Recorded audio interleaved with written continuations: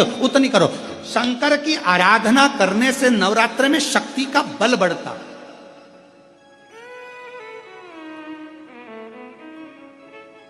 शक्ति का बल। क्यों गुरुजी नवरात्र में शंकर जी की आराधना क्यों करना चाहिए? हमने कहा अगर माता रानी से जो मांगना है तुम्हें, अगर तुमने नवरात्रे में शिव जी की आराधना करिए, शंकर की कथा सुनिए, शंकर की आराधना करिए, शिव स्तुति करिए, शंकर को एक लोटा जल चढ़ाया, मां आद्य शक्ति तुम्हारे पर कृपा करेगी। क्यों? क्योंकि जिस स्थान पर शिवलिंग रखा होता है और जो हस्त कमल है वो मां पार्वती जगत जननी दुर्गा भवानी है। जब हम जल चढ़ाते हैं मां आद्य शक्ति अम्बा जगदम्बा और जगत जननी नवरात्र में प्रसन्न हो जाती है। वो जल की इतनी महत्वता है। आद्य शक्ति को प्रसन्न करना है, नवरात्र में शिव जी को जल चढ़ा होती है। नवरात्रे की जो पंचमी तिथि है, उस पंचमी तिथि के दिन अशोक सुंदरी का जो स्थान होता है उसको समझिएगा थोड़ा सा। जैसे ये शिवलिंग है और ये जलाधारी है भगवान शंकर की। ये शिवलिंग, ये जलाधारी, और जलाधारी में जो जल बहता है उसमें बीच में जो मोटी सी लाइन रहती है वो अशोक सुंदरी होती है। जैसे कई बेटे हैं, बेटियां हैं, कोई व्यक्ति व्यापार चालू कर रहा है, कोई व्यक्ति अपना नया भवन निर्माण कर रहा है, नए भवन में जा रहा है, या कुछ अच्छी दुकान खोलना चाह रहा है, कोई अपने लक्ष्य पर पहुंचना चाहता है और पहुंच नहीं पा रहा। तो जो शारदीय नवरात्रे आते हैं, इस शारदीय नवरात्रे में जो मां आद्य शक्ति की पूजन की जो पंचमी तिथि होती है, इस पंचमी तिथि पर अशोक सुंदरी वाली जगह पर, जो अशोक सुंदरी का स्थान है, वहां पर लाल पुष्प एक समर्पित करें। जो जलाधारी है मां पार्वती जगत जननी जगदम्बा अम्बा भवानी मैया दुर्गा का हस्त कमल, इस पर 7 जगह पर कहीं पर भी लाल चंदन की बिंदी 7 स्थान पर कहीं पर भी रख दी, और 1 लोटा जल शिव जी को पंचमी के दिन, नवरात्रे की, शारदीय नवरात्रे की पंचमी के दिन कामना करते हुए उत्तर की ओर मुख कर कर, अर्थात यहाँ बैठते हुए शिव जी पर जल चढ़ाना प्रारंभ करें और अपने मन की कामना कहकर बाबा के पास में जो लाल पुष्प समर्पित करा है उस पुष्प को अशोक सुंदरी वाली जगह से वापिस लेकर आ जाए। जिस लक्ष्य को आप पाना चाहते हो, अच्छी पढ़ाई कर रहे हो, खूब अध्ययन कर रहे हो, खूब मेहनत कर रहे हो, खूब पढ़ो, कोई दुकान खोल रहे हो, व्यापार चालू कर रहे हो, कोई नया कार्य चालू कर रहे हो, उस पुष्प को अपने स्पर्श कर कर या उस पुष्प का दर्शन कर कर आप एक बार जाकर देखो, आपको उस मंजिल तक मां आद्य शक्ति दुर्गा भवानी शिव पहुंचा कर शंकर। और एक निवेदन करूं आप लोगों से कि बन सके दुर्गा सप्तशती का पाठ अगर करते हो या दुर्गा सप्तशती को आप पढ़ते हो तो हिंदी का उसमें नीचे लेख आते रहते हैं, बहुत सारे वर्णन आते हैं, उसका भी पढ़ेंगे तो उसमें बहुत सारी बातें आपको बहुत अच्छी अच्छी, देवी भागवत में, दुर्गा सप्तशती में, इनमें बहुत सुंदर सुंदर कल्याण का, यदि गीता प्रेस गोरखपुर से जो कल्याण निकलती है, उस कल्याण का यदि देवी अंक अगर आप पढ़ेंगे माता दुर्गा भवानी पर, बड़ा सुंदर, उसमें भी बहुत सी चीजें हैं, मां आद्य शक्ति की आराधना की, साधना की, पूजन की पद्धति बहुत सुंदर, उसका ध्यान करें। शिव से कुछ, अगर भगवान शंकर की हम आराधना कर रहे हैं, भगवान शंकर से अगर हम कुछ पाना चाह रहे हैं तो भगवान शिव की सबसे पहले उससे साधना करो, शिव को पहले अपना बनाओ।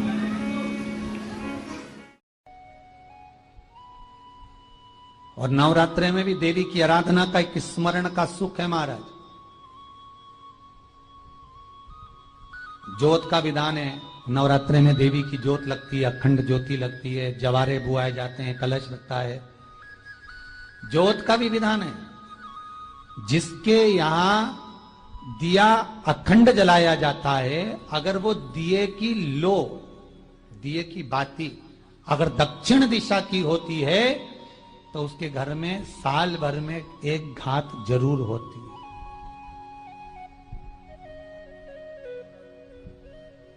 जो दिया अखंड जलता है उसकी बाती का मुख दक्षिण का नहीं होना चाहिए। अगर आपने देवी भागवत का स्मरण करा हो, देवी भागवत को अगर सुना हो, तो देवी भागवत में स्पष्ट किया गया कि पूर्व की ओर मुख करा हुआ दिया, अर्थात पूर्व की ओर ज्योत जो जलाई जाती है वो संपदा की वृद्धि करती है। पश्चिम की ओर मुख कर कर जो ज्योत लगाई जाती है महाराज, वो वैभव को देती है। और उत्तर की ओर जो मुख कर कर ज्योत जलाई जाती है, उत्तर की ओर जो ज्योत का मुख रहता है वो आयु की वृद्धि करती है, घर में अकाल मौत को रोकती है।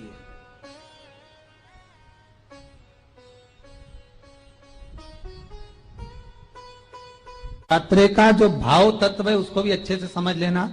दक्षिण की ओर ज्योत ना लगाएं। अगर आपको लगाना है पूरब की लगाएं, पश्चिम की लगाएं या उत्तर की लगाएं। और जितने दिन महारानी जगदम्बा जगतधात्री दुर्गा भवानी, अब की बार माता जी घोड़े पर आई है।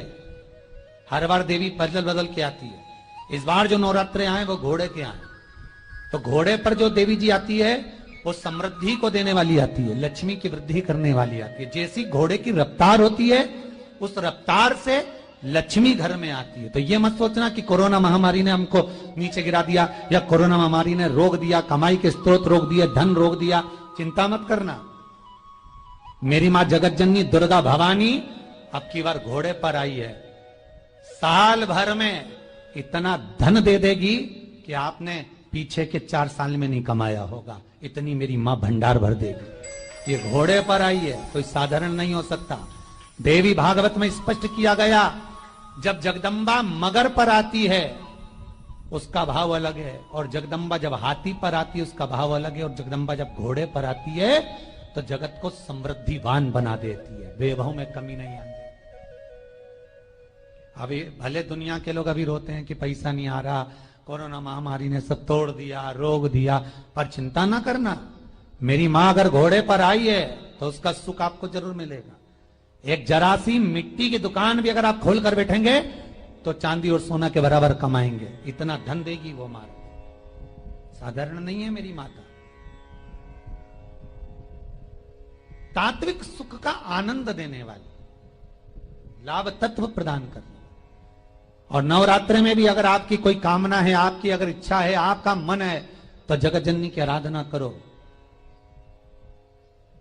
पति और पत्नी में अगर क्लेश है तो जगदम्बा के मंदिर में मक्खन चढ़ाओ, प्रेम बढ़ जाएगा। आपको लगता है कि पति कोई अन्य स्त्री से लगा हुआ है या परिवार टूट रहा है, तलाक तक पहुंच गया है, तो माता के मंदिर में आप ध्वजा लगवाइए, उस ध्वजा पर मक्खन लगाकर लगवाइए, आपको लाभ मिलेगा।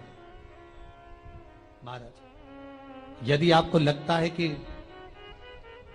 बच्चे बहुत ज्यादा अपशब्द बोल रहे हैं, मुंह चला रहे हैं और प्रेम नहीं रख रहे, तो माता के मंदिर में लाल पुष्प, लाल चंदन और लाल चूड़ी मां को समर्पित करिए, प्रेम बढ़ेगा। बच्चा कभी आप जी से कम नहीं बोलेगा, प्रेम की भाषा निकलेगी मुंह से। मां जगत जननी की आराधना, जगदम्बा की उपासना। नवरात्रे में 9 दिन में से कोई एक दिन ऐसा ले लो जिस दिन कन्याओं का भोजन कराओ, साथ में उनको लाल चुनरी ओढ़ाओ या कोई लाल वस्त्र, लाल पूजन की सामग्री उनको दो, सुख मिलेगा, आनंद आएगा। नाम से 31 फूल समर्पित करना है, 31 पुष्प। और कुंदकेश्वर के नाम से 31 पुष्प समर्पित कर कर बेलपत्री के पेड़ के नीचे की जड़ थोड़ा सा भाग निकालकर ऊपर से छीलकर अंदर का भाग शंकर कुंदकेश्वर को चढ़ाना है। उस जड़ को लाकर उसको पीसना है और पीसकर सुबह के समय पर 3 बार उसका कुंदकेश्वर का नाम लेकर सेवन करना है। जिसको साइटिका और जिसको रीढ़ की हड्डी, स्लिप डिस्क, जिसको प्रॉब्लम होती है उसको बाबा कुंदकेश्वर एक ऐसे महादेव हैं